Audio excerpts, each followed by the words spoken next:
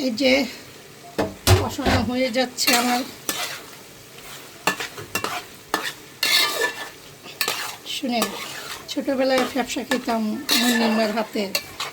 মানে আমাদের খালা, আমরা তাই মুন্নির মাই বলতাম, খালা বলতাম না।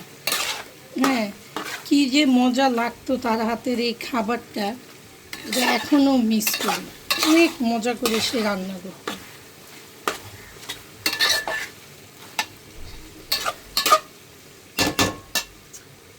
কয় না, মানুষ থাকে না, মানুষের কথা থাকে। সে অনেক দূরে আছে। এই যে আমার ঢেঁড়স ভাজিটা প্রায় হয়ে গেছে।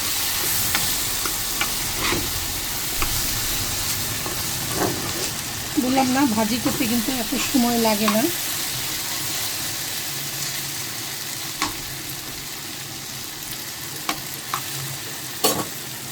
আর ঢাকবো না, একটু রোস্ট করে ঢাকবো।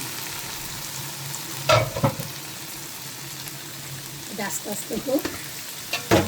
আমার ফ্যাপসা দেখেন,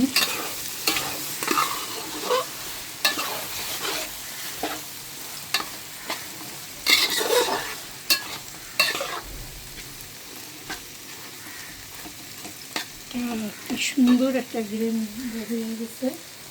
এই যে আলুটা দিয়ে দিব।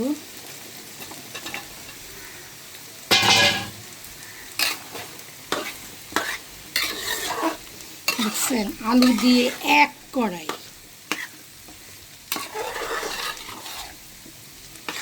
শুনেন, একটা খাবার রাঁধতে অনেক সময় লাগে। আমরা তো 4-5 মিনিটে ভিডিও করে দেখাই যে, আসলে কিন্তু তা নয়। এটা রাঁধতে অনেক সময় লাগে, প্রসেসিং করতে। একটু ঢেকে দেই,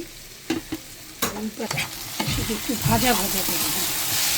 দেখছেন আমার ভাজি, আমার অসাধারণ দক্ষতা দিয়ে ভাজি করে দিই।